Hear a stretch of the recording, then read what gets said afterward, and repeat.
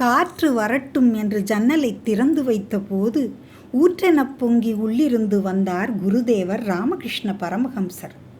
ராமகிருஷ்ண பரமஹம்சரின் அமுத மொழிகள் இதோ உங்களுக்காக. குருதேவர் ராமகிருஷ்ண பரமஹம்சர் நரேந்திரரை பார்த்து ஒரு பாடல் பாடுமாறு கூறினார்.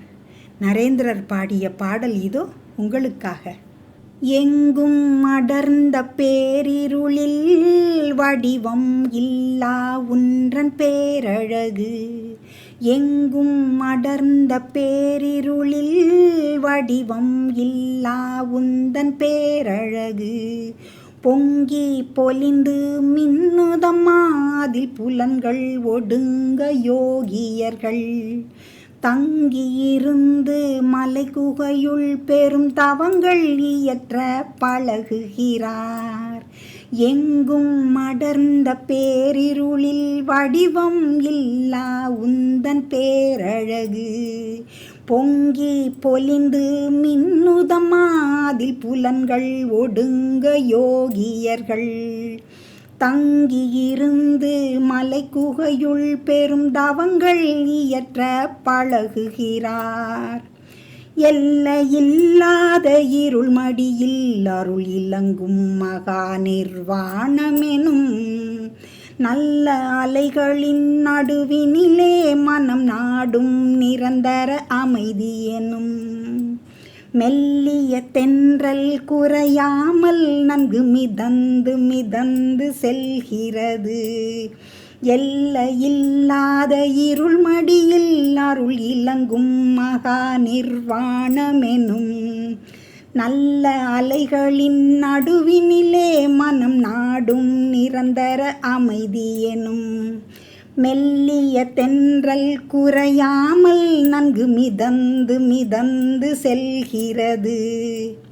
சூனிய உருவம் உடையவளாய் உடல் துணியாய் இருளை அணிந்தவளாய் தனியாய் சமாதி கோயிலிலே உள்ள தாயே நீ யார் சொல்லம்மா.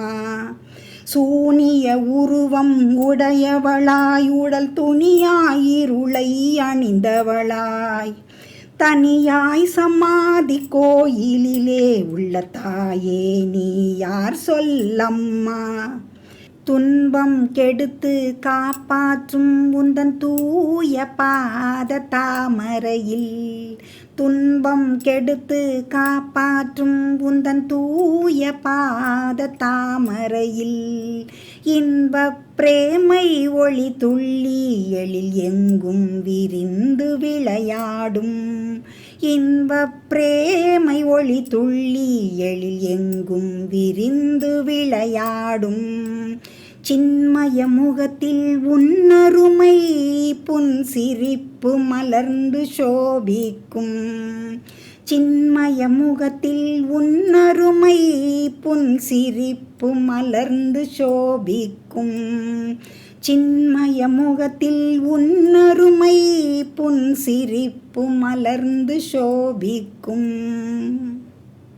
தனியாய் சமாதி கோயிலிலே உள்ள தாயே நீ யார் என்ற வரியை நரேந்திரர் பாடியதும் குருதேவராகிய ராமகிருஷ்ண பரமஹம்சர் புற உணர்வை இழந்து சமாதியில் ஆழ்ந்தார்.